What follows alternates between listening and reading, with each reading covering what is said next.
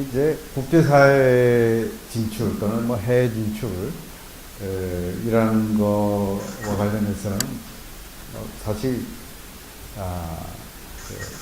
많은 이야기를 할 수 있는 그런 분야이기도 하지만은 어떤 방향으로 어떤 내용을 가지고 이제 여러분들하고 얘기를 해야 될지에 대해서는 상당히 그게 간단한 문제는 아니었었습니다. 그래서 이제 제 나름대로 여러분들이 뭐 실제로 국제사회로 나가서 어떤 일을 하게 되는 경우도 있을 수도 있고 또는 뭐 그렇지 않고 국내에서 계속 여러분들이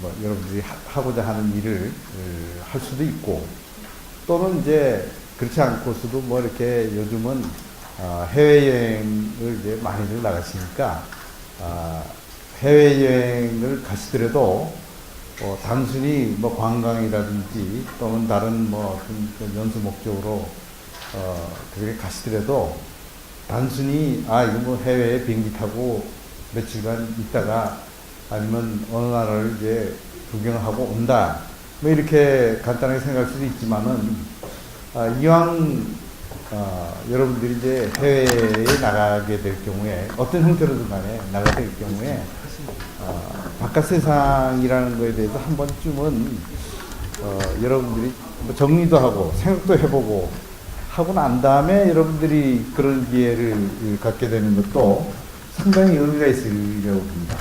그냥 단순히 아무 생각 없이 나가서 이렇게 보고 격부하는 것보다도 뭔가 거기에 대해서 한번 생각을 하고 어떤 개념을 좀 머릿속에 담고서 하게 될 경우는 훨씬 여러분들이 가서 지내시더라도 그 효과, 그 보람, 그 의미가 커질 수 있다. 이런 점을 먼저 이제 말씀을 드리면서 시작을 하도록 하겠습니다. 오늘 이제 강의 진행은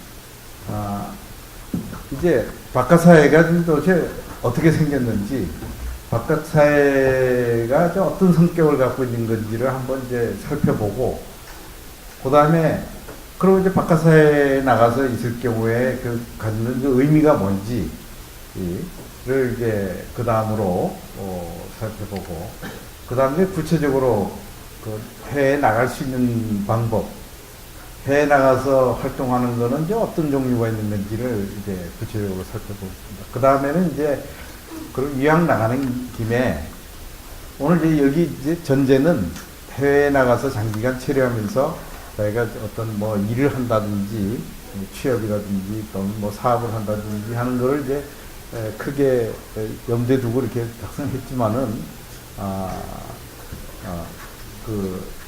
제가 이제 이 얘기 설명하는 과정에서는 뭐 좀 보다 현실적이고 여러분들에게 도움이 될 수 있는 얘기들을 많이 하도록 하겠습니다.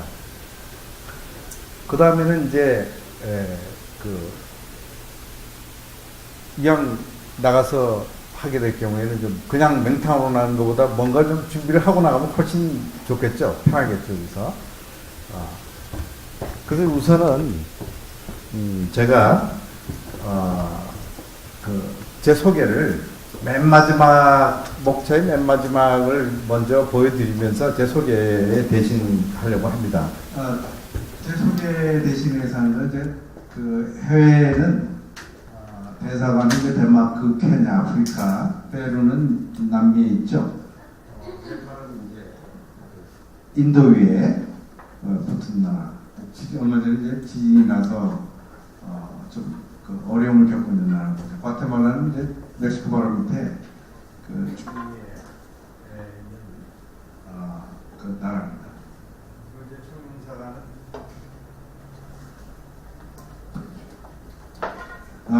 그 LA 로스앤젤레스죠. 거기 이제 교민들이 이제 미국에 제일 많이 살고 있는 그런 이제 도시가 되겠습니다. 그리고 이제 제가 외교부에서 주로 이제 경제하고 통상을 했기 때문에 그 국제기구는 주로 경제 쪽을 가서 여러분도 에이펙이라고 이제 매년 10월 11월 달 되면은 회원국 그 정상들이 모여서 이제 회의를 하죠. 우리나라에서도 하고 뭐 하는 큰 행사가 아시아 태평양 지역에 열리는 큰 행사를 합니다. 거기 이제 사무국이 싱가포르인데 거기 가서 제가 이제 근무를 또 우리 정부 대표로 가서 이제 근무를 하고 그다음에 OECD 파리에 있는 OECD 대표부에서 참석관으로서 이제 그 집행위원회 재무관리위원회라고 해서 우리 기업들이 상당히 이제 조심하는 그런 부분인데 거기 가서 이제 그 회의 참석하고 이제 회의 결과를 이제 보고하고 우리나라 정부나 기업들이 이 국제사회의 경제의 규칙의 변화에 대해서 필요한 정보를 이제 제공하는 그런 일을 했습니다. 근데 이제 주로 대사관에 보면 케냐다, 페루, 네팔, 과테말라는 그 후진국이죠.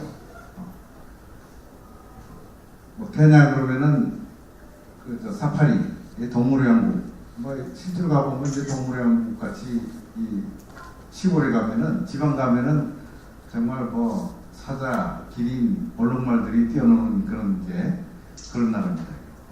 페루는 그죠. 잉카 문명의 센터, 마추픽추고 있고 있는데, 그다음에 이제 네팔은 뭐 여러분들 이제 지진도 나고 이 뭡니까 그 수잔이라고 네팔에서 온 친구 뭐 이렇게 친구 집에 어디 갑니까 뭐 하는 그런 프로가 있더라고요. 이제 그거 가서 이제 네팔을 관해서 이제 그 친구 얘기를 중심하면서 결국 네팔 설계가 됐죠. 그래서 과테말라는 이제 중미에 있지만은 우리 그 대우라파의 그 섬유 수출 기지입니다. 그래서 우리나라에서 큰 섬유회사 공장들이 한 100, 그 하청업체까지 해서 한 150여 개. 요즘은 교민수가 줄어서 한 8,000명, 한때 한 15,000명, 2만 명까지 우리 교민이 살고 있던 그 미국 시장에 섬유공제의 수출 전진 기지가 과테말라에 있습니다. 거기서 이제 우리 교민이나 우리 기업 활동을 이렇게 지원하고 또 페루도 그렇고 케냐, 페루, 네팔, 과테말라 다 지금 우리가 정부에서 원조하는 나라입니다. 원조하는 나라고 요즘 와서는 정부에서만 원조하는 게 아니라 그 NGO라 그래가지고 비정부 기관, 주로 이제 종교 기관에서 많이들 이제 봉사활동들을 많이 하셨어요. 선교사도 많고 또 청년들이 와서 그 소속 기관에 파견돼 가지고 저희 나라에서 장기간 보통 한 최소한 1년에서 2년, 3년간을 체류하면서 봉사활동을 이제 합니다. 뭐 정규기관에서도 하는 경우도 있고 또 민간들이 모여서 펀드를 만들어서 하는 그런 기관도 있고 그렇게 해서 이제 현장에서 주로 이제 우리가 봉사활동하는 것, 우리 젊은 사람들이 봉사활동을 하고 있는 모습을 이제 보고 또 저도 같이 만나서 격려도 많이 하고 밥도 같이 먹고 뭐 이런 기억이 많이 납니다. 그래서 이제 이런 경험과 기억들을 중심으로요 여러분들하고 오늘 이야기를 해나가겠습니다.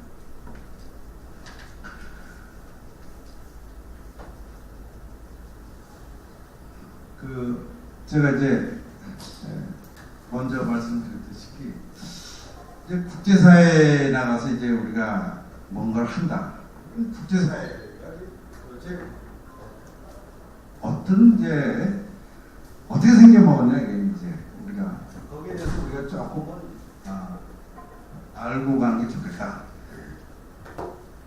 그러면 뭐 요즘 국제사회를 얘기하면 여러분들 맨날 이 얘기 나오잖아요. 세계화가 어떻게 됐다. 세계화가 진전이 이루어져가지고 국경선이 없어지고 이제는 지구촌이라는 얘기는 뭐 옛날부터 있었고 요즘 와서는 뭡니까? 여러분들 뭐 세계화라는 거를 이제 복잡하게 생각할 거 없이 딱 스마트폰을 열어가지고 지금 지구 우리나라의 딱 정반대가 어디예요? 아르헨티나예요. 아르헨티나, 그걸 조금 오면 칠레, 스마트폰으로 지금 실시간으로 그 아르헨티나 또는 칠레의 실시간의 동영상 모습을 볼 수 있어요. 그러니까 옛날에는 가서본 것도 뭐 수개월이 걸려서 겨우 가가지고 또 보고서 그걸 겪고서 돌아와서 이렇게 하려면은 한 번 갔다 오려면은 1년이라는 세월이 이상이 걸려야 그 지역에 뭐가 돌아가는 거를 뭐 알아볼 수나 있는 이제 그런 거죠. 그러니까 오늘날 그렇습니다. 스마트폰으로 지금 그냥 여러분들 딱 열어보면은 뭐 유튜브를 통해서도 좋고 뭐 어떤 형식이든 간에 그리고 이제 그 실시간으로 뭡니까 화상 통화 같은 거 하잖아요. 화상 통화하면 또 바로 그냥 그쪽에 있는 그 사람이 아는 친지나 뭐 친구를 통해서 실시간으로 그 지역 상황을 여러분들이 다 알 수 있는 그런 정도까지 온 게 이제 세계화의 아주 그냥 어떻게 보면 클라이막스와 같은 상태가 된 일이죠. 그 세계화를 이끄는 그 원동력에 뭐 하지 뭐 이렇게 말은 많지만 뭐냐 과학기술, 테크놀로지입니다. 사이언스 앤 테크놀로지가 그렇게 만든 거죠. 그러니까 예전에는 bom선 타고 기선 타고 그렇게 많은 시간이 걸려서 갔다 오는 거예요. 지금 비행기 타고 앞으로 더 빨라지겠지. 훨씬 더 빨라질 거예요. 그런 특성을 오늘날 가지고 있고 오늘날 지구 세계라는 거는 이제는 그냥 동시에 뭐 여기저기 동서남북 다 이제 우리가 마음만 먹으면은 어떻게 돌아가는지를 알 수 있는 그런 시대에 살고 있다. 그리고 이제 그 다음에는 그러다 보니까 알아야 될 것도 많고 가만히 있어도 그냥 들려오는 것들이 많아요. 텔레비 뉴스를 틀면은 여러분들 뭐 국내 뉴스만 합니까? 뉴스 보면은 뭐 그냥 온 세상 소식, 바깥 소식을 다 얘기를 합니다. 그러다 보니까 여러분들이 알아야 될 것, 알고 있는 지식도 예전에 비해서 엄청난 많은 그 지식과 정보를 여러분들이 접하고 있는 거죠. 그러다 보니까 삶의 그런 국내에서 그런 현상이 벌어지는데 나가면은 여러분들이 그런 그 다양한 모습들을 직접 여러분들이 겪게 되는 거죠. 그러니까 오늘날 세계사회가 정말 별의별 게 다 있다라는 것을 이제 얘기하면서도 또 통합성이라는 건 뭐냐면은 옛날에는 나라 바깥에만 와 우리나라에서도 뭐 더 한 1000년 1500년 가면은 삼국시대가 딱 신라 오래 신라겠지 뭐 나라가 이제 딱 그 갈라서 서로 통치를 하니까는 또 갈라진 것도 있지만은 우선 지리적으로 서로가 왕래하기가 어려운 조건이 있었다고 해요. 산으로 바람을 맺겠다든지 강으로 바람을 맺겠다든지 그러다 보니까 이 한반도 좁은 데서도 굉장히 다르게 살았다고 이게 말이 틀리잖아요. 방언 사투리가 틀리고 지금도 이제 우리가 가끔 제가 그 국어학자 물어봤어요. 삼국시대 때 사람들은 어떻게 서로 소통하고 살았을까? 그랬더니 기억이 없대요. 한자는 있었지, 한자. 그러니까 한자로서는 뭐 다 이렇게 했겠지만은 쓰는 말은 그러면 어떻게 하고 살았냐는 건 기억이 없다 이거죠. 뭐 신라 시대 때 뭐 이두문자가 있었다는 문자란 말이에요. 말로 하는 게 아니고. 그러면은 그 시대에 정말 우리가 요즘 와서는 민족의식을 갖고서 뭐 우리가 단일민족 뭐 어쩌고 얘기하지만 그 당시는 정말 그 사람들은 서로 단일민족이라고 생각 안 하고 살았을 수도 있다고 했죠. 우리가 정말 같은 말을 썼을지 아니면 서로 정말 모르는 말을 서로 얘기하고 살았지는 모르거든요. 그러니 좁은 땅덩어리에서 서로 그렇게 다르게 살았는데 전 세계적으로 보면은 뭐 정말 각기각색으로 살았는데 오늘날은 어떻게 됐어요? 서로 동시에 다 보잖아요. 그러다 보니까 낯설지가 않아. 옛날에는 뭐 하나 이상한 거 있으면은 세상에 이런 것도 있구나 그랬는데 요즘은 하도 뭐 서로 그런 거 오고 가고 보고 뉴스를 듣고 해가지고 새로운 거라고 이게 딱 보면은 새롭게 느끼지 않는다고. 그게 그만큼 우리가 서로 가까워지는, 통합되는 그런 이제 현상을 우리가 알게 모르게 겪었기 때문에 그거를 부지불식간에 여러분들은 그게 몸에 배어 있다고 그러죠. 그래서 여러분들은 정말 한 그 할아버지 세대 또는 더 나가서 이제 1세기 2조 말 아니면 우리 그 일제시대 들어갈 무렵만 그때 우리 사람들하고 여러분들하고 비교해 보면은 정말 여러분들은 천지개벽한 시기에 시대에 살고 있다고 그러죠. 그만큼 여러분들이 정보량도 많고 다양성과 통합성을 겪고 살고 있는 거죠. 그러다 보면은 이제 국경이 이제 열리고 물론 국가가 다니는 전쟁하고 뭐 여러 가지 골치 아픈 일도 나라간에 많이 있지만은 그러나 이제 정치적으로는 뭐 계속 갈등이 있죠. 그렇지만은 우리가 정치 이해 분야, 경제나 문화적인 분야에 있어서는 여러분들 뭐 얼마나 교류가 많아요. 서로 오가고 서로 그걸 뭐 이상하게 생각하고 그러다 보니까 이제 의존적인 서로 의존할 수밖에 없어. 서로. 내가 저쪽 나라에게 우리나라 사람들이 의존하는 일이 생기듯이 저쪽도 우리한테 의존하는 그런 일이 반드시 생기게 되죠. 굳이 이제 뭐 구체적인 얘기할 것 같으면 이제 무역 교육 같은 경우를 보면은 우리가 이제 미국에 의존하는 것도 이제 의존하는 게 있다고. 미국 사람들은 우리에 의존하는 게 뭡니까? IT 분야, 뭐 스마트폰이라든지 텔레비, 냉장고 가전 제품은 완전 미국 시장에 우리 저 삼성과 LG가 거의 미국 시장의 대다수를 점유하고 있잖아요. 그만큼 이제 의존을 하게 됩니다. 나라 간에. 근데 이제 부작용이라는 거를 이제 많이들 세계화해가지고 부작용이 뭐냐면은 세계화를 하다 보니까 옛날에는 골목 왕초를 이게 골목 왕초를 해도 행사해도 먹고 살았는데 이제는 이게 골목 왕초 갖고 안 되고 이제는 뭐 세계적인 이게 그 능력과 기술과 힘을 가져야지만 이제 생존할 수 있는 또 그런 또 문제가 이제 슬슬 생기잖아요. 여러분들 스마트폰 하나만 딱 놓고 보세요. 예전에는 국제무역 하기 전에는 뭐 자기 나라 안에서만 자기가 잘해서 물건 만들어서 팔면 됐는데 이제는 그 국제무역하면서 문을 다 열어놓으니까 이게 바깥에 경쟁자들이 막 들어오잖아요. 더 자기보다도 더 질 좋고 더 싸게 물건이 있으면은 우리가 어떻게 해요? 그쪽으로 살 거 아니에요, 이제. 그러다 보니까 이게 경쟁이 이제는 뭐 전 세계적인 경쟁이 되었다고 그러죠. 스마트폰 다시 얘기를 드릴 것 같으면은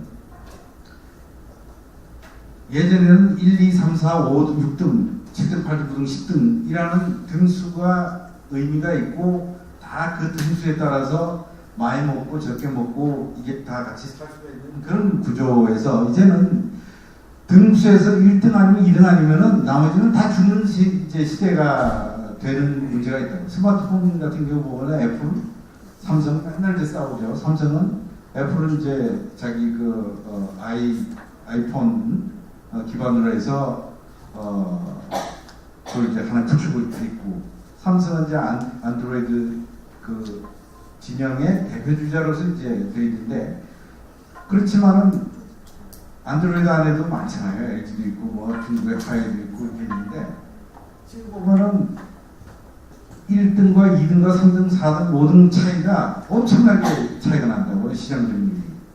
그러니까 이제 이게 더 가면은 앞으로는 정말 2, 3등 안에 못 들면은 다 이제 그 사업을 접어야 되는. 근데 이제 그 우리나라의 LG가 지금은 다시 뭐 이렇게 새로 신형을 이제 해가지고 기사회생을 기회를 노리고 있는데 얼마 전까지만 해도 정말 LG가 이번 실패하면 LG는 스마트폰 사업을 접어야 될지도 모른다고. 국내 시장만 놓고 봤으면 삼성하고 LG는 충분히 살 수가 있다고. 근데 국제 시장, 세계 시장을 놓고 딱 보니까는 LG가 설 수 있는 땅이 없는 거예요. LG가 이번에 그 뭡니까 G5인가? 그게 실패하면 LG는 정말 스마트폰 사업을 접어야 돼요. 하여튼 그런 정도로 이제는 세계라는 것이 경쟁이 엄청나게 이제 심화가 되는 이제 그래서 이제는 생존하려면은 국내에서 1, 2등 해서 되는 게 아니라 세계에서 1, 2등을 해야 되는 이제 문제가 생겼다는 거예요. 그래서 이제 무슨 제품을 우리가 제품 생산을 할 적에 이제는 세계 시장에서 이 제품이 살아남을 수 있느냐 없느냐 하는 거를 우리가 생각하고 만들어야 될 때가 된 거죠. 이제는. 보세요. 조선. 그 잘 나가던 조선이 어떻게 됐습니까? 지금은 난리 났잖아요. 구조조정한다고. 울산 거제도가 그 울산의 어떤 분은 강남구보다도 GNP니까 그 수입이 더 크다고 그랬어요. 그만큼 억대 이상 연봉자들이 그 많은 조선을 제가 화학 누릴 때는 그랬는데 지금 보세요. 지금 뭐다고 그 사람들은 어떻게 해야 되느냐가 갖고 지금 보통 고민이 아니잖아요. 그건 뭐냐? 국제 경쟁력에서 조선 사업의 경쟁력이 우리가 다른 나라보다 없어서라는 것도 있겠지만 중국하고 있습니다. 그 산업 자체가 국제 유가가 너무 떨어지는 바람에 대형 벌크선이라든지 또는 석유 시추선 같은 게 필요가 없어진 거죠. 그러니까 그게 그냥 이 고철덩어리를 지금 짓다 말고 지금 내팽개쳐야 되는 지금 기가 막힌 일을 지금 왜 하고 그런 시대에 살고 있다고 우리는. 그러니까 우리 경제가 제가 여기서 이제 말씀드리는 거는 해외 나가든 국내 나가든 이제는 세계 시장과 세계적인 안목을 갖고 여러분들이 살아야 된다는 거죠.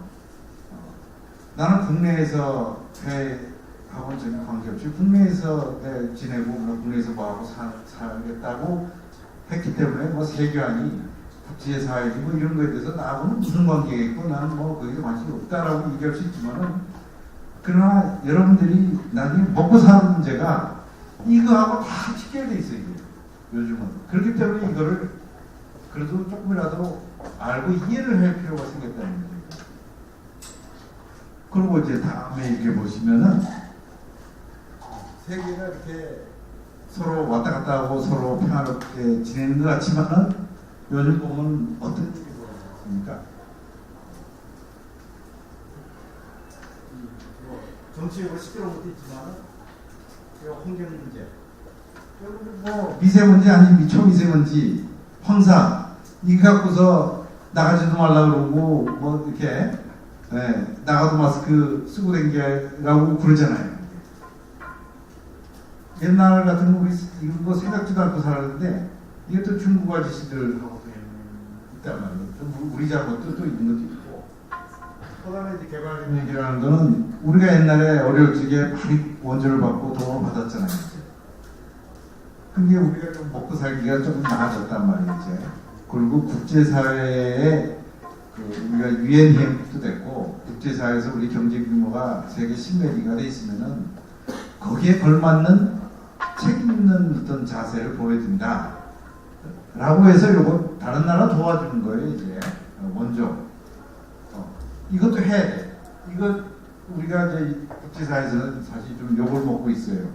우리가 옛날에 우리 경제 규모에 비해서 원조 규모가 작아서 짜다 이게 한국은 짠 나라예요, 짠 나라.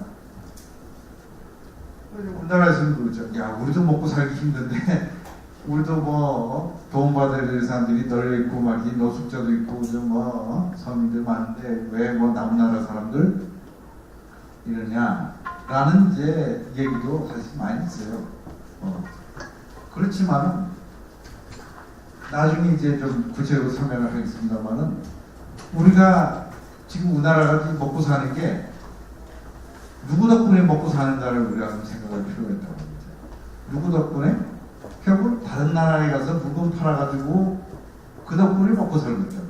그 다른 나라의 대부분이 예전에는 선진국이었어요. 미국이라든지 브라파가 선진국 시장에다가 우리가 물건 팔아서 먹고 살는데 선진국 시장이 포화되고 요즘은 우리나라를 먹여 살리는 나라들이 선진국보다도 우리보다도 더 가난한 개도국들이 한국을 먹여 살리고 있다고. 뭐냐? 무역 흑자를 우리가 얻고 있기 때문에. 그러면은 우리가 그 덕분에 먹고 살면은 돈만 벌어올 게 아니라 우리도 좀 가서 좀 번 만큼 조금 기여하고 공사를 해야 될 거 아니에요. 이런 차원에서 하는 거예요. 그 다음에 테러리즘. 아이고, 뭐, 그냥, 다른 나라 보면은, 가끔가다 공항에서 뭐 터지고, 뭐 여기저기 터지나요. 우리나라도 가끔가다 어떤 전화가 오잖아요. 인천공항에 뭐, 그러면 또 난리가 나서, 이게, 국제사회 같지만은, 이게 뭐, 그게 아니라 우리 주변에서 막 벌어지는 일이에요. 인권, 경제 위기 두 번 당했잖아요. 요거 남북한 문제, 북한의 핵 개발하고 뭐 난리 났잖아요. 이것도 요즘 보면 지카 바이러스, 그 소두증 있죠. 아기를 딱 낳았는데 아기 머리가 삼각형이 나와. 삼각형. 이거 보통 문제가 아니지. 말하면 기형아가 나오는데 이 바이러스 때문에 요번에 뭐 또 보니까 지카 바이러스 제5번 환자가 발생했다고 지금 난리 났어요 지금. 뭐 필리핀에 갔다 왔고. 근데 이제 해외 나가면은 이제는 중동 지역의 메스, 에볼라는 이제 서아프리카에서 발병했고 지카는 브라질 그러는데 문제는 발생 지역이 브라질에 국한된 게 아니잖아요 지금. 미국에서도 왜냐하면 이게 이제 전염병이기 때문에 발생은 브라질에서 감염됐다더라도 자기 나라 돌아와서 거기서 막 사람 안에 퍼지니까. 그 이제는 이런 거를 우리가 범세계적인 이슈라고 하죠. 범세계적인 문제. 이거가 나하고 아무 관계가 없다가 아니라 나하고 무지무지하게 관계가 많은 그런 점이라는 거를 여러분들 항상 의식을 해야 된다는 거예요. 그래서 이제 좀 아까 세계화를 조금 더 설명을 이렇게 할 것 같으면은 여러분들 이 중에는 엔지니어 기술 공과 교통 이제 학생들이 있다 그래서 이제 그 얘기를 드리려고 하는데 저는 세계화 할 적에 저는 딴 얘기 안 하고 다른 데 가서 강의할 적에도 세계화라 그러면은 우리가 핵심 단어가 뭐냐면 요겁니다. 요거 표준. 세계적 표준. 우리가 표준을 잘 알아야 돼. 여러분들 제품 만들고 또는 뭘 할 적에 그냥 옛날에는 지존대로 만들었어요. 지존대로. 자기가 다 와서 아이디어를 근데 그거 그렇게 만들어서 팔 수 있습니다. 이제는. 요즘의 제품에서 가장 중요한 거는 호환성이죠. 호환성. 이게 어디 가도 이 물건을 어디 가서 들고 다녀도 쓸 수 있고 어디 가서 들고 다니면서 써도 고장나고 문제가 생기더라도 현지에서 문제 해결이 돼야 되는 거죠. 아무리 기가 막힌 물건을 만들어도 이게 딴 데 가서 쓸 수도 없고 딴 데 가서 고장나면 고치지도 못한 무용지물이 된다. 그러면 그 제품은 기가 막힌 제품이라도 그거는 어떻게 보면은 무용지물의 하나라고 얘기해요. 이게 어디 가서도 쓸 수 있고 어디 가서도 고칠 수 있는 그거 하려면 어떻게 돼요? 전 세계가 표준화되어 있어야 되잖아요. 이제. 그래서 세계화라는 거는 아까 국제 경쟁이라는 거는 표준화를 통해서 국제 경쟁이 되는 거예요. 이제. 그렇기 때문에 여러분들 머릿속에는 이 바깥에서 있든 국내에서 있든 표준 내가 하고 있는 것이 내가 만드는 것도 그렇고 내가 생각하고 내가 행동하는 거가 국제적 표준에 걸맞느냐는 걸 한번 생각을 해보겠다고요. 제가 이제 다른 강의가 뭐냐면 국제 매너를 해요. 국제 예절을 합니다. 국제 예절을 왜 합니까? 우리나라의 그 전통 우리가 양속 우리 예절 풍습만 잘하면 됐지 왜 국제 매너를 배웁니까? 서양 거를. 그거를 배워야지만 여러분들이 국제사회에 나가서 그 사람들하고 제대로 된 인간관계, 인적 네트워크, 그 다음에 제대로 된 어떤 그 일, 이걸 할 수 있기 때문에. 우리 애들만 갖고 국제사회에 가서 세상은 말하자면은 우리 식대로 돌아가지는 않은 거죠. 어떻게 보면 아직까지는 세상은 서구 위주로, 구미 위주로 세상은 돌아가는 거예요. 그렇기 때문에 그 사람들이 하는 예범죄를 우리가 그거를 글로벌 스탠다드라고 생각하고 받아들이고 익히고 행하는 거예요. 그거는 우리나라만 그런 거 아닙니다. 중국 사람들, 결국 중국 사람들도 중국 예법이 있겠지만은 국제 무대에서 활동할 때는 중국 사람들도 서양식 예범죄에 맞춰서 행위를 합니다. 전 세계 어느 나라 사람들. 우리가 지금 입는 거, 이거 우리 거 아니잖아요. 다 양복. 이게 이제 보면은 아프리카 옷도 아니라고 이게. 다 구미식 브라파 또는 미국의 패션에 따라서 여러분들이 지금 다 입고 있는 거예요. 이것도 어떻게 보면은 의복의 글로벌 스탠다드에 여러분들이 부합되게 지금 살고 있는 겁니다. 그렇기 때문에 이 글로벌 스탠다드의 국제 기준이라는 게 굉장히 중요하다. 여러분들이 이제 늘 하다못해 국내에서 치킨집을 한다. 치킨집을 한다. 그러면 뭐 요즘 치킨집이 너무 많아가지고 이거 뭐 서로 지살 깎아먹게 하고 뭐 죽겠다 살겠다 라고 얘기를 합니다. 그렇지만은 그 중에서도 성공 스토리가 있을 거예요. 그 중에서도 살아남는 데가 있다고 그러죠. 그 살아남는 그 방식은 글로벌 스탠다드.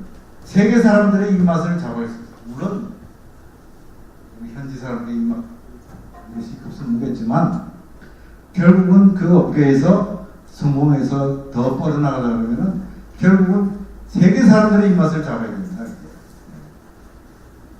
또 요즘 우리나라 사람들의 입맛이 세대별로 다 틀려. 제가 이제 밥 먹으러 갈 적에 제 또래들하고 밥 먹으러 오면 한식당 가도 문제가 없는데 이 온 가족 대가족이 움직일 때는 야 이거 보통 문제가 아니야. 이게 식당을 어디로 가죠? 한식당 가자 그러면 어린애들이 입이 나오고 또 애들 위주로 패스트푸드나 피자나 뭐 이런 데 가면은 나이 든 사람들이 입이 나오고 그러면 어떻게 합니까? 할 수 없이 어디로 가느냐? 뷔페로 갑니다. 뷔페 가서 쫙 풀어놓고 자기가 먹고 싶은 거 골라서 이제 먹는 거예요. 근데 하여튼 그만큼 이 스탠다드라는 것이 근데 문제는 여러분들은 젊잖아요. 여러분들의 입맛은 내가 젊었을 때 여러분들 나이 때 입맛하고 완전 틀리다고요. 여러분들 입맛은 벌써 한국식 입맛이 아니라 글로벌한 입맛으로 지금 변화가 되고 있다는 거예요. 그렇기 때문에 앞으로 제가 치킨 얘기하면서도 치킨의 그 맛이나 치킨의 여러 가지가 글로벌한 스탠다드로 이제 가야 된다는 그 개념을 가질 필요가 있다. 인테리어도 마찬가지입니다. 인테리어. 요즘 인테리어 참 잘하더라고요. 젊은 사람들이.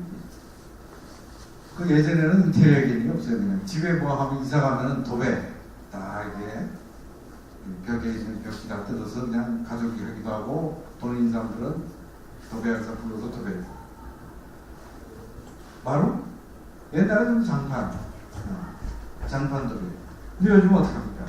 벽지냐, 뭐 페인팅이냐, 벽지도 무슨 벽지냐, 바닥도 이게 마루로 까냐, 이게 뭐 돌로 까냐, 벌써 틀려요, 여러분들이 생각하는 그 인테리어 개념이. 그러한 그 개념을 여러분들이 벌써 예전과 다른 그 개념을 갖고 있기 때문에 오늘날 우리나라에 뭐 카페라든지 식당 가보면은 정말 많이 인프루브가 돼서 업그레이드가 됐다. 옛날에는 스테이크집 가면은 이게 뭐 제대로 구웠는지 안 구워지든지 우리가 그걸 갖다가 평할 수가 없어. 그냥 고기를 갖다가 이 요리사가 접시에다 딱 구워서 내면은 이거는 스테이크야. 이게 뭐 근데 요즘은 그렇게 내면 막 욕하잖아요. 이게 뭐 어떻게 스테이크가 탔느니 아니면 두껍느니 얇으니 거기에 질기니 벌써 이렇게 여러분들은 다 그거 스테이크 하나 먹더라도 스테이크를 품평하잖아요. 제가 또 말할 적에는 스테이크라는 거는 품평할 줄 몰랐어요. 고기 그냥 구웠으면 이거는 스테이크다 그러고 먹었지 거기에 대해서 아무 생각 없이 스테이크라는 걸 자연스럽게 받아들였는데 여러분들은 그렇게 받아들이지 않는다 이거죠. 피자, 햄버거 다 다 나름대로 여러분들이 그 생각하는 피자나 그 햄버거에 여러분들이 선호하는 맛, 빵도 뭐 이렇게 몰랑몰랑한 빵을 좋아하느냐, 바삭바삭한 좋아하느냐 이렇게 나가 있어요. 그만큼 기호가 다양해졌다고 얘기해요. 그렇기 때문에 제가 계속 강조하는 것은 그러한 것들은 다 우리 원래부터 우리의 테이스트마다 또는 우리가 만들어내는 게 아니라 다 받아들인 거예요. 피자가 옛날에 피자트나 이 무슨 뭐 미스터 피자 이런 거 미국식 피자거든요. 브라파 사람들한테 그런 피자 주면 이건 피자가 아니라고 그런다는 거죠. 이태리 사람들처럼 화덕에서 야착지간에 구워서 딱 끄집어낸 피자가 피자지. 프라이팬에다가 이렇게 굵직하게 이렇게 한 거는 피자가 아니라고 그랬어요, 이제. 근데 여러분들은 옛날에는 그 피자 맛있게 먹었는데 요즘 와서는 다 달라졌잖아요, 이제. 그리고 이제 세계화는 뭐 옛날부터 이제 요즘만 이게 아니라 옛날에도 다른 데로 다 세계화하고 살았어요. 국제결혼 제가 말씀드릴 것 같아요. 우리나라 여기 수로왕, 인도왕 벌써 그냥 예수님 태어나신 그 무렵에 우리 벌써 국제결혼했죠. 그러니까 이제 제가 이 부분을 얘기하는 건 뭐냐면은 아주 옛날에도 우리가 생각했던 상상한 것보다도 상상을 초월하는 그런 교류가 있었다는 것을 이제 여러분들한테 이제 설명하는 거죠. 그래서 이제 이 세계화된 방향이나 이거는 제가 사실 조금 전에 얘기했던 내용들이 다 이런 거 다 들어가 있는 겁니다. 이게 이게 그래서 우리는 바깥 주택에 의존해서 먹고 살기 때문에 세계화를 열심히 해야 된다.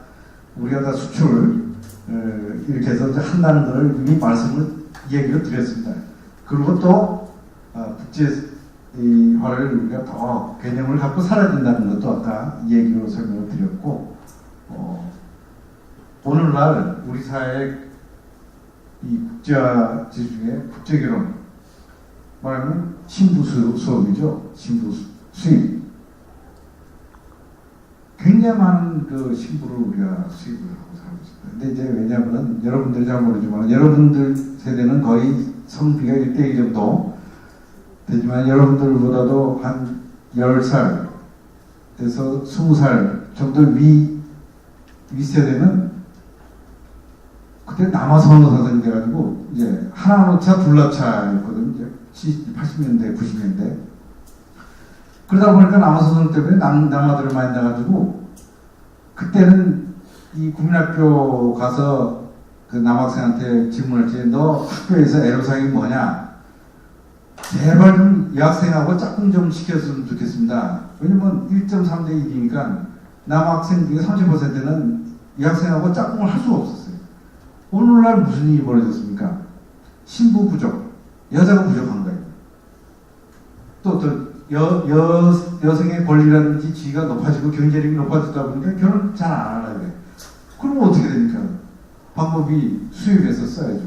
그래서 신부 수입을 많이 하고 있잖아요. 지방 가면은 실제로 한 동네는 필리핀 동네.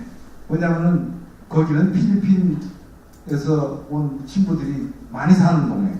여기는 베트남 댁 동네. 뭐 이렇게 지금 돼가고 있어요. 외국인 노동자들도 지금 한 100만 명 들어와서 지금 우리나라 사회도 이미 국제화된 사회가 돼 있다. 그리고 이제 국제사회를 가는 의미가 뭐냐? 지금 이제 뭐 여러 가지 뭐 좋은 말이 있지만은 결국은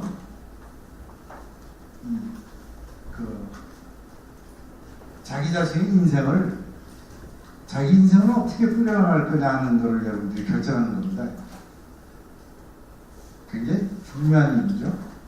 아까도 말씀드렸지만은 내가 내 인생을 한국에서 계속 내 인생을 꾸려나가면서 살 것이냐 아니면 국제사회. 왜냐하면 지금 우리나라 그 해외에 가면은 교민사회가 전 세계에 없는 데가 없습니다. 전 세계 어느 나라든 간에 우리 교민사회가 있고 뭐 하다못해 5명 있다. 그럼 태권도 사원 내 가족 뭐 이래가지고 뭐 섬나라 하여튼 다 나가 있어요. 그래서 이제 내 인생을 한 번 있는 내 인생을 어디 가서 내가 뭘 하고 살까 하는 것을 진지하게 고민하고 결정하고 살아야 되는 삶의 터입니다. 그래서 그 엄청 의미가 크죠. 그런 데서는. 그래서 뭐 이렇게 글로벌 스탠다드 했고, 자 이제 국제사회에서 이제 이 정부 대표로 나가는 거, 국제기구 진출, 요 3번을 이제 중심으로 여러분들이 해외 취업. 물론 뭐 가장 일반적인 거는 이제 외국 기업에 취직하거나 우리나라 이제 대기업에 취직해서 이제 그 주재원, 지상사원 가기도 하고 해외 그 프로젝트 중동이라든지 또는 뭐 동남아 대형 프로젝트 또는 원자력 발전소 수주해서 원자력 발전소 그러면 그 공사 이러면은 그거는 기간이 보통 뭐 1, 2년이 아니라 뭐 5년, 10년 뭐 이렇게 걸리는 그런 사업들이 있습니다. 그럼 이제 그런데 한 기술자로서 또는 거기에 보조인력으로서 보조인력도 보면 뭐 이제 그래서 현지에서 식당 운영하는 여행사라든지 또 간단한 뭐 의료 기술 의료사들 이렇게 해서 대량으로 이제 우리 한국 사람들이 가서 취업을 가서 그리고 요즘 와서는 또 옛날에는 그런 게 많은데 요즘 와서는 뭐 하냐 했더니 외국에 농가에 가서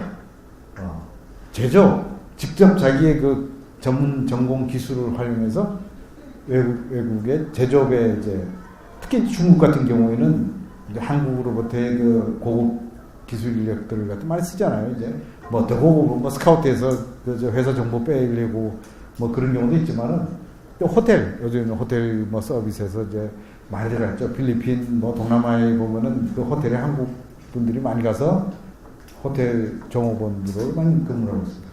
식당, 대형 식당 또는 우리가 이제 하는 한인 식당 같은데 또는 식당에서 셰프, 요즘 얘기하는 요즘 뜨는 요리사 이런 걸로 해서 하기도 하고 아니면 자기가 이제 그 이민이나 투자 같은 걸 해서 거기서 이제 그 자영업을 국내에서 하는 그런 자영업을 현지 가서 이제 하는 이제 그런 형태였는데 제가 이제 그 보면은 우리나라 사람들이 대부분 이제 해외 나가서 교민들이 뭐 어려운 경우도 있지만 성공 스토리들도 꽤 있죠.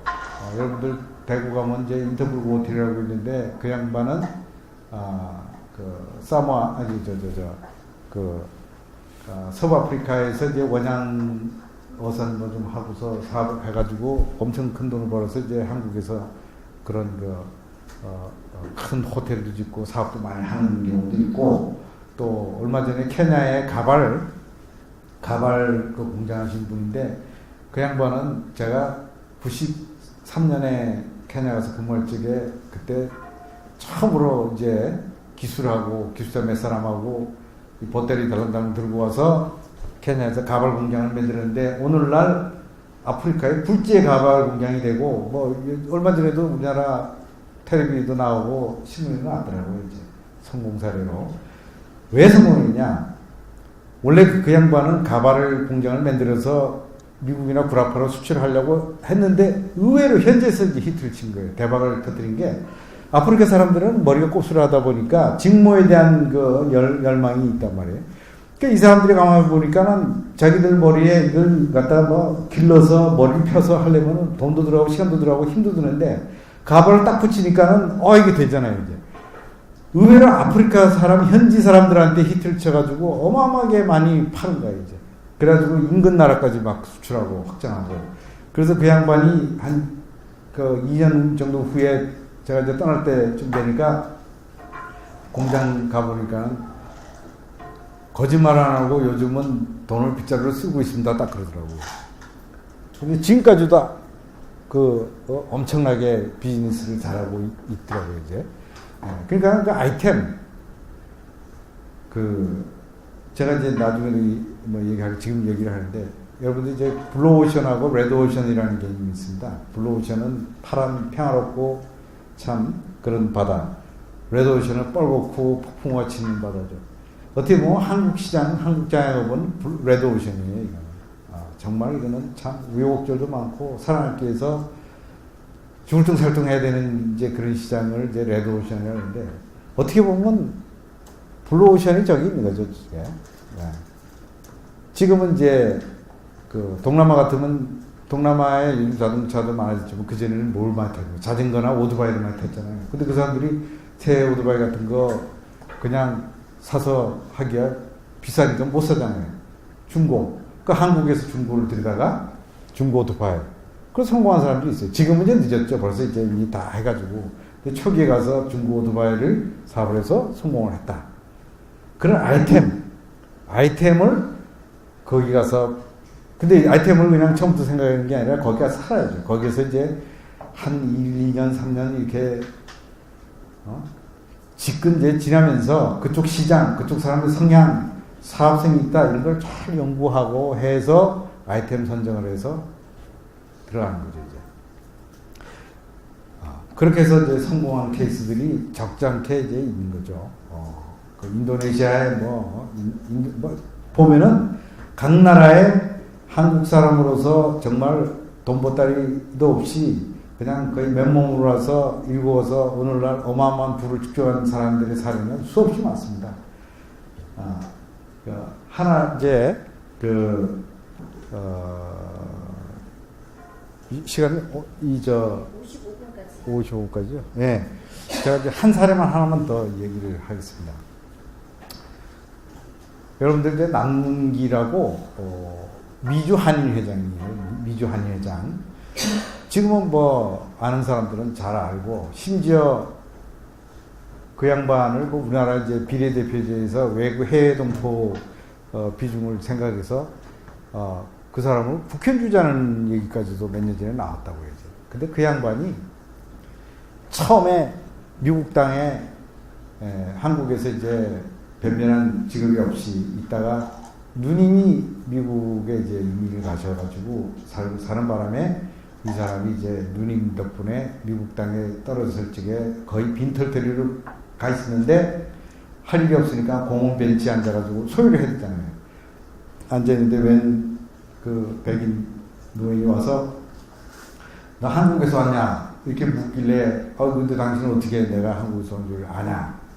그러니까 양반이 내가 미군으로 한국에서 근무를 오래 해서 내가 딱 보면 안다. 근데 너 요즘 뭐 하냐? 그랬더니 난 뭐 아무것도 안 하고 놀고 있다 그러니까는 그 사람이 그러면 내가 청소채를 하나 하고 있는데 너 와서 그러면 청소일 좀 거들어라. 그랬더니 이 사람이 뭐 어차피 아무것도 안 하니까 가서 거들었어요.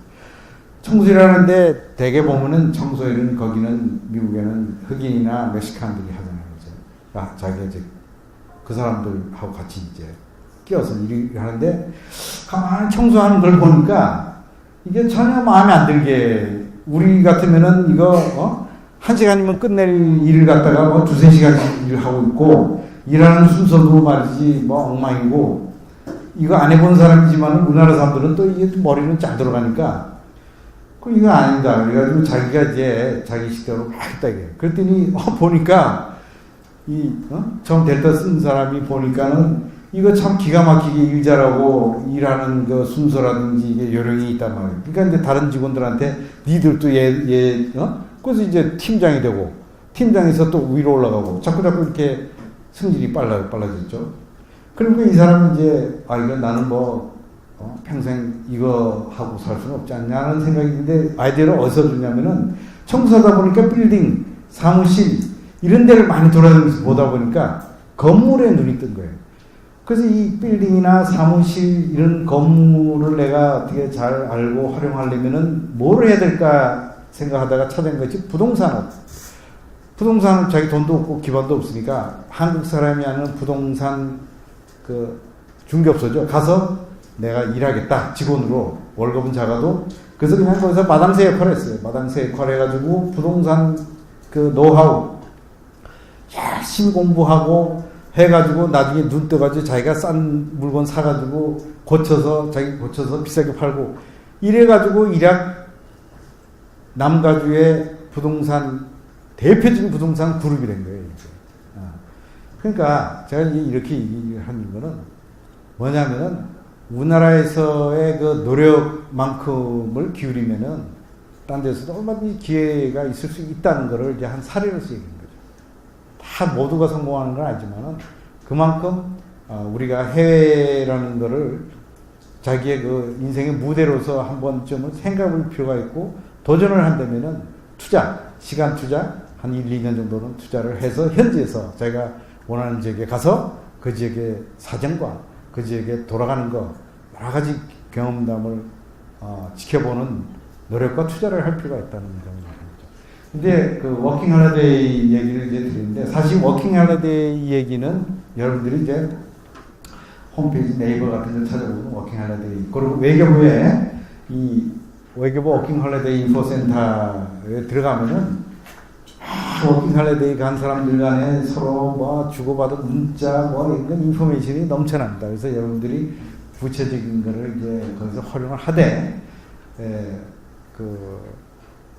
예전에는 워킹 할리데이 초기는 그냥 뭐 자기가 손만 들면은 비자 받고 갔는데 요즘에는 뭐 수요가 너무 많다 보니까 특히 영어권은 경쟁이 좀 있다 그러더라고요. 경쟁이 있어서 그 준비를 하고 심지어 뭐 그거 전문적으로 하는 학원도 있고 뭐 이런 정도가 됐다 그래요. 그래서 일단 이제 중요한 거는 비자 받는 거. 워킹 할리데이라는 거는 제목이 저래놓으니까는 뭐 가서 고용 취업 같이 이렇게 생각을 하는데 이거는 비자에 저런 그 청년들을 대상으로 해서 일정 기간 동안 와서 돈을 받고 일할 수 있게끔 하기 위해서 주는 비자. 요걸 워킹 할리데이라고 그래요. 그래서 이제 그렇게 이해를 하시고 최근에 이제 호주 같은 경우는 이 사람들이 보니까 워킹 할리데이로 온 사람들이 돈을 꽤 벌고 그러니까 세금 매기겠다고 그래서 지금 뭐 호주에서는 시끌벅적하게 좀 됐어요. 세금. 그러니까 업주들은 세금까지 걷어가면은 사람들을 못 쓰지 않냐. 또 워킹 할리데이 간 그 청년들 입장에서는 그거 뭐 얼마 된다고 해서 그 세금까지 받냐 하는 걸로 지금 시끌벅적하게 지금 논란이 되고 있는데 그만큼 이제 호주에서는 워킹 할리데이가 상당히 한국보다도 이제 딴 나라에서도 많이 왔죠. 중국이라든지 뭐 대만 뭐 이런 데서도 많이들 저 동남아 국가들에서도 이제 많이 호주에 그 워킹 할리데이를 이제 가고 있습니다. 그래서 워킹 할리데이는 나름대로 또 이 영어권 특히 영어권은 준비를 좀 할 필요가 있다. 그 준비라는 거는 이제 어학 문제라든지 또 그 비자 요령 받는 요령 같은 거를 정보를 그 인포센터나 네이버나 이런 데 들어가서 그 요즘 동향을 갖다가 여러분들이 한번 살펴볼 필요가 있습니다. 그래서 우리나라가 지금 정부에서는 자꾸 저거를 많은 나라들하고 해서 그 한 명이라도 더 많은 인원을 해외에 보내기 위해서 노력을 하고 있어요. 근데 이제 사실 지금 대부분 선진 국가들은 다 돼 있어요. 불아파 같은 경우는 사실 뭐 독일이나 프랑스 같은 경우는 좀 여유가 있는데 거기는 이제 아무래도 언어 문제 때문에 희망자가 좀 적고 아무래도 이제 호주, 뉴질랜드가 제일 인기가 제일 많은 것 같더라고요. 우리하고 사실 호주, 뉴질랜드가 가깝지 않아요. 여러분들 지금 바로 밑에 있어도 호주, 뉴질랜드는 바로 옆에 있고 불아파는 아주 멀리 툭 떨어진 것 같은데 비행시간은 똑같습니다. 호주, 뉴질랜드가 이렇게 가까운 데가 아니다. 지도상으로 아래 위로 딱 떨어져서 있다 보니까 그 가까운 것처럼 착각을 해서 그렇다 말씀드립니다. 그 다음에 이민, 아까 이제 그런 게 있고, 해외 투자. 그래서 아까 제가 좀 요즘 와서는 이제 소규모 사업가서 이제 자영업대로 이제 하는. 근데 주로 이제 우리나라 사람들이 자영업을 해서 해외에서 성공하려면 후진국 가야 됩니다. 선진국은 그건 외국 사람들이 와서 할 수 있는 그 여지가 거의 없고, 후진국이라는 거는 이제 동남아, 서남아, 또 아프리카, 중남미, 중앙아시아, 이제 이런 데를 얘기를 할 수 있겠죠. 그런데 이제 아이템, 그 나라에서 필요한 아이템, 그러니까 그 아이디어라는 거는 우리나라에서 있어가지고 백날 연구하고 생각해봐야 그건 소용없고 현지에 가서 겪어봐야 야, 이 사람들한테 이거 갖고 가면 이 아이템 갖고 가면 이건 되겠다 하는 그 자기가 나름대로 그런 이제 감과 맥을 잡아야 될 필요가 있다는 거죠. 그 해외봉사는 이제 코이카 해외봉사단으로 가는 거가 있고, 그 다음에 이제 교회 종교단체, 그 다음에 분내거나 기아대체 월드비전 같은 데서 이제 청년들을 모집을 해요. 모집해서 보통 1년, 2년간 유급으로 큰 보수는 아니지만은 가서 이제 진행이 이제 불편이 없을 정도로 그러는데, 제가 이제 네팔도 그렇고 과테말라 쪽에 다 국내거나 기아대체 월드비전 또는 종교단체에서 하는 봉사 사업 현장을 다 가봤어요. 네팔 같은 데는 주로 교육, 학교, 유치원, 그 다음에 초등학교, 이제 학교 교육 사업은 그렇고, 교육 사업 중에서도 뭐 초등학교 같은 경우는 IT, 얘들한테 컴퓨터 우리나라에서 못 쓰는 거, 중국 이제 컴퓨터 들고 와서 걔들한테 쫙 가르쳐주고, 뭐 이런 거를 이제 많이 하고 있었고, 지금도 하고 있을 거예요, 네팔 같은데. 그 다음에 과테말라도 유아 사망률이 너무 높기 때문에 산모가 이제 출산 과정에 사망자가 많고, 그래서 우리가 병원도 이제 산부인과 큰 대형 병원도 지어주고 뭐 그렇게 했어요. 근데 이제 간호사들이 많이 이제 가서 활동을 하고 있고, 또 초등학교나, 근데 이 말하면 유아교육이라는 개념이 없어요, 개도국에서는.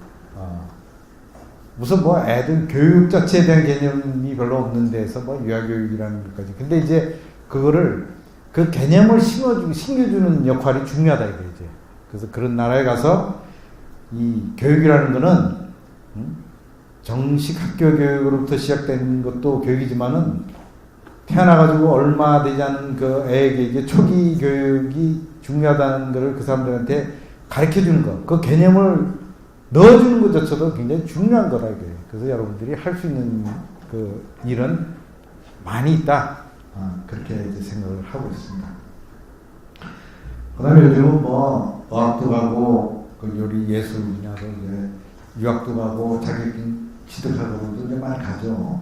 그래서 이제 이렇게 이제 해외 나가려면 아무래도 이제 소통이 돼야 되니까 언어.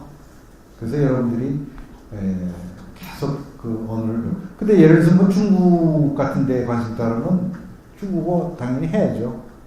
중국어 하고, 또 동남아 같으면은 뭐 현지어를 이제 하는 것도 좋고, 동남아 사람들은 가보면은 영어들은 얼마큼 합니다. 왜냐면 필리핀은 영어, 미국의 스페인 다음에 미국의 식민지를 받기 때문에 영어를 잘하고, 베트남 사람들은 이제 불어를 잘하죠.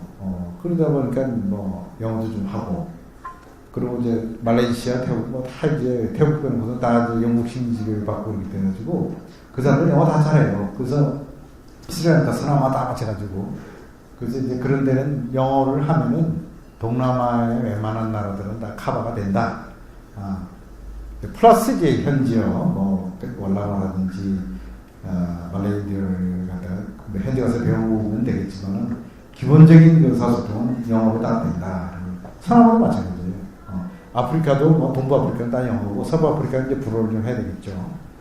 중남미는 이제 스페니쉬를, 거의 스페니쉬 안 하면은 소통이 전혀 안 되는 그런 지역입니다. 그래서 이제 그러고 이제 다른 나라 가서 있으려면 이제 아무래도 다른 나라 종교 문화를 잘 이해하고 존중해야 되겠죠. 그렇다고 그래서 이제 외국어를 해야 된다. 자기가 하고 관심 여성생이라는 거는 뭐 자기가 취업을 하든 자영업을 하든 자기가 거기서 뭔가를 할 수 있는 기술, 그 다음에 정보, 지식이 있어야 되잖아요. 그거 열심히 이제 지금 여러분들이 학교 교육 받는 기간 동안에 내가 앞으로 뭘 하겠다는 자기 나름대로 계획이 있으면은 자기 전공하고 부합되면은 전공대로, 전공 이외에는 전공 플러스 알파를 이제 해나가야 되겠죠. 그다음에 금기사항 안전문제를 해야 된다. 그다음에 NGO 뭐 이런 게 있고, 제가 이제 요걸 꼭 얘기를 하는 거가, 여러분들 해외 나가잖아요. 해외 나가면은 의외로 물어보는 게 많아. K-팝의 뭐 아이돌 그룹들 이름 뭐 이거는 우리보다 더 잘하니까 그 사람들 물어보지도 않아. 물어보면은 걔들이 더 잘하는 거죠. 제가 과테말라 있을 적에 K-팝 경영 대회를 매년 했고, K-팝 지들이 자발적으로 그러니까 지들이 그냥 모여서 유튜브를 통해서 한 거라 해서 춤추고 한국말 배우고 그래가지고 그 그룹이 한 7, 8개 돼가지고 매년 제가 코리안 앰베서더 배에서 대사배 K-팝 경영대 해가지고 매년 대학 강당 들려가지고 했어요. 아이돌 그룹이나 뭐 이런 거는 저보다 더 잘 알아, 걔들이. 물어봐야 돼, 오히려. 요즘 뭐 잘 나가는 그룹이 뭐냐, 그러면 걔들이 더 잘 알더라고요. 그 다음에, 그러면서 한국에 대해서 물어본다고, 이제. 북한의 핵에 대해 김정은이 어떻다, 뭐 어쩌다, 뭐, 그냥 물어봐. 여러분들이 저거, 아무래도 한국 사람이니까 한국에서 물어보는데, 이거 그 사람 물어보는 사람이나 나나 똑같을 수는 없잖아요, 이제. 그래서, 그것도 기본적으로 남북관계 어떻고, 또 한류 K-팝이든지, 우리 그 한류 드라마, 이런 거에 대해서도 좀, 자기가 상식적으로 좀 알고, 그리고 또 그렇게 함으로 해서 그 사람들한테 자꾸 소개를 해야 되는 그런 또 나름대로. 그래서 나가면은, 국내에서는 정부 욕하고, 무슨 우리 사회에 대해서 욕을 하고 해도 딱 다른 나라 가면은 다 애국자가 돼. 그런 데 가서 욕하는 사람은 하나도 못 봤어요, 보면은.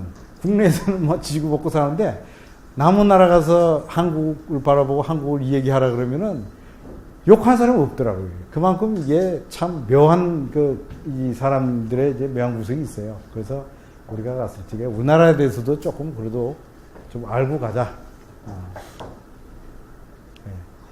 이렇게 해서 제가